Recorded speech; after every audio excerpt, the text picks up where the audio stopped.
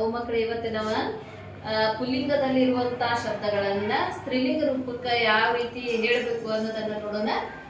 ಇದು ಪುಲ್ಲಿಂಗ ಶಬ್ದಗಳು, ಇವು ಸ್ತ್ರೀಲಿಂಗ ಶಬ್ದಗಳು. ಲಿಂಗ ಬದಲಿಸಿ ಅಂತ ಹೇಳ್ಬೋದು ಇದನ್ನ.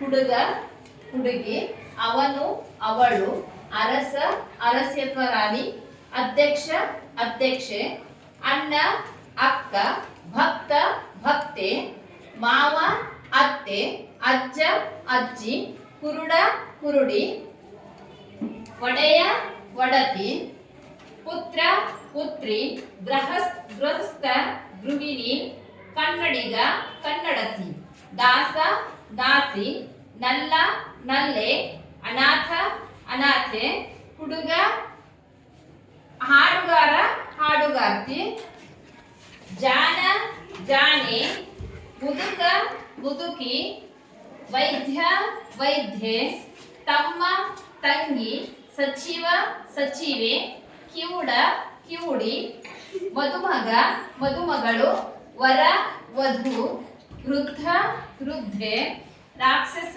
ರಾಕ್ಷಸಿ, ಗೆಳೆಯ, ಗೆಳತಿ, ಕಿನ್ನರ, ಕಿನ್ನರಿ. ಈ ರೀತಿ ನಾವು ಪುಲ್ಲಿಂಗದಲ್ಲಿರುವಂತಹ ಶಬ್ದಗಳನ್ನ